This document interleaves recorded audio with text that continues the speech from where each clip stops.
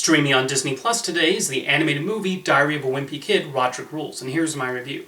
Last year, Disney produced an hour-long animated special based on Jeff Kinney's first book about his popular Wimpy Kid, Greg Heffley. It was a funny special that captured exactly what made the book so appealing with its awkward shenanigans and depiction of the less proud aspects of childhood.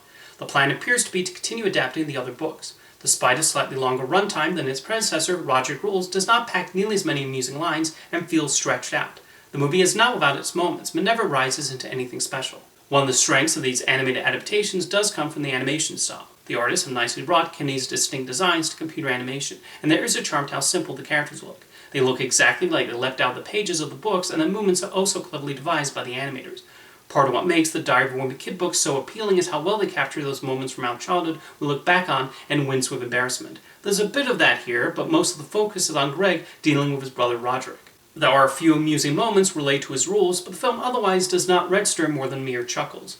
The comedy just does not reach the cleverness the books are known for, relying mostly on easy gags. Even though Rodrick Rules has a lean 75-minute runtime, the pacing is off, and it feels like a bunch of television episodes stitched together. A lot of the thin story revolves around Rodrick throwing a party and the aftermath of that, but the conflict between them is not portrayed in a particularly interesting or amusing way. It's through this that the film tries to insert a message about brotherhood, although the execution of said message is overly sentimental. There lacks a surprising amount of energy in Rodrick Rules, despite the best efforts of director Luke Cormican, who has previously had a lot of success as a director on several episodes of Teen Titans Go. One nice thing is getting to hear the late Ed Asner as the voice of Greg and Rodrick's grandfather. He makes the most of what little screen time his character has. Unfortunately, there's not a whole lot to Diary of a Wimpy Kid, Rodrick Rules, despite the rich source material it's working from. Even though the animation is quite charming, the humor falls short, and it comes across as longer than it actually is. Rodrick Rules also lacks the bite associated with Jeff Kinney's creation, and just sort of casually flows from one plot point to the next, as it includes various scenes from his book, although there are also a number of changes made.